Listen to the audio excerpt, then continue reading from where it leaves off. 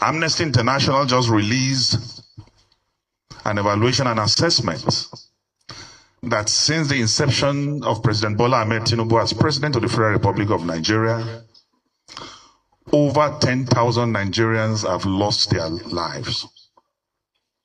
Over 10,000 Nigerians. That is what Amnesty International gave. But we know that it's more than double that amount. Because in Benue alone, over 6,000 people have died within the time that President Bola Ahmed took over. That's the statistics by Amnesty International.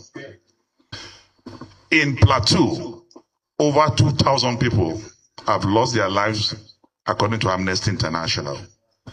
It's so sad that in the last 3 years, we've lost 2 brigadier generals to Boko Haram.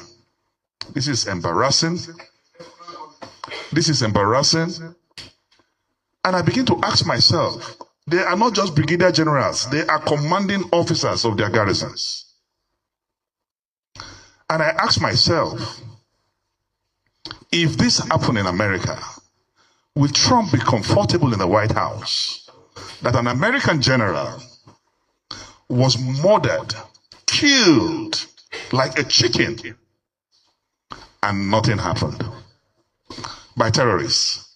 Nobody arrested, nobody interrogated, and we continued as a nation as business as usual. Only one pilot was missing in Iran. America mobilized everything possible to rescue that pilot. But we have a president who doesn't care. Judiciary is on test. We want to see what they will do. And the whole world is watching to see what they will do. I won't say more than that. I also want to say, with subsidy, Buhari borrowed 87 trillion naira in 8 years.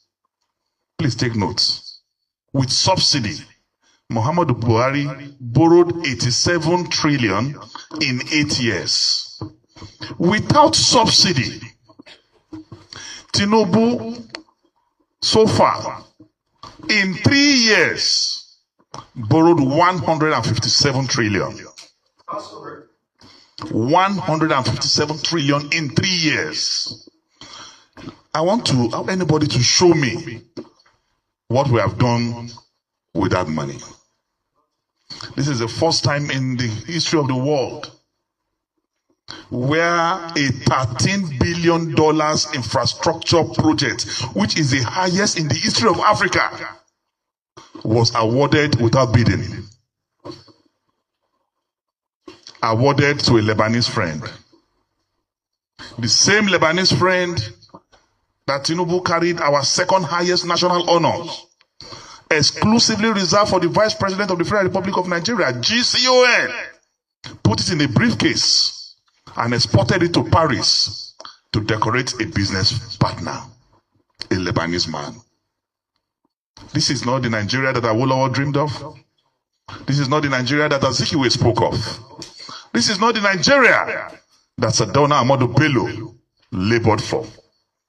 Really, may the labor of our heroes past never goes in vain. As I wrap up,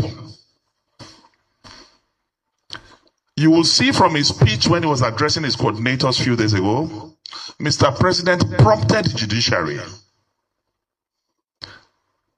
because he called our convention illegal. So he has constituted himself to now be in a court. He has the power to declare what is legal and what is illegal for a matter that is pending in court. And as at today, no court in Nigeria have pronounced our convention illegal.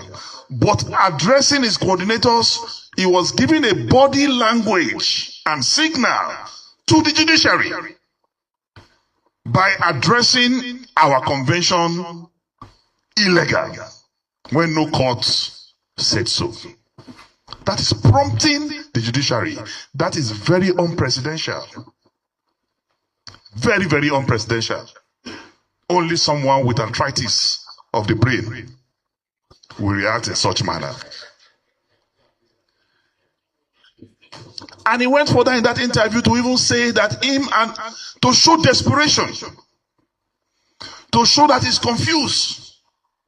He even told us that we want to scare him. For saying we want to scare him shows that he's already scared. And really, we are going to scare him. We will continue to scare him. Out of that desperation, he said, him and Buhari now, that they are the same. That he is the reincarnation of Buhari. And this is Tinubu from Irakpiji in Osun State. Buhari from Daura in Katsina State. Where they jam. Meanwhile, every loyalist of Buhari is either in jail or being harassed. And yet you say you and Buhari, you are the same. It shows that he is a man that is holding on to the straw. He's appealing to the sentiments of the North because his days are numbered. And finally, I want to call on all members of ADC across the country that in an unjust society, silence is a crime. All tyrants in the world, when confronted, are cowards. We must put on our seatbelts. The battle to rescue this country must be a battle of no retreat, no surrender. Every one of us must speak, not minding us all his guard. Where we need to protest, we will protest because Nigeria belongs to all of us. Government is not owned by those in government. Government is owned by the people. Democracy will continue to be government of the people, by the people, and for the people. We will not allow Tinubu's type of democracy. Government of Bola Ahmed Tinubu by Seyi Tinubu for the Chagoris. We will not allow that. So please, arise, O compatriots. ADC call, obey. Tinubu is the most intolerant president in the world. He's the only governor in the history of the world who had 3 deputy governors in his term. 3 deputy governors in his term. And as president, already he has 3 national chairmen. The man who midwife his election to success, Abla Adamu, few weeks after he became president, he removed him. Ganduje heard the announcement of his removal on TV. This is the 3rd national chairman of APC in less than 3 years. Shows that he's the most intolerant person. My final word to Tinubu is this. I quote Chairman Maho. Those who make peaceful change impossible, make violent change inevitable. Thank you. Thank you so much. All right, Honorable Senator.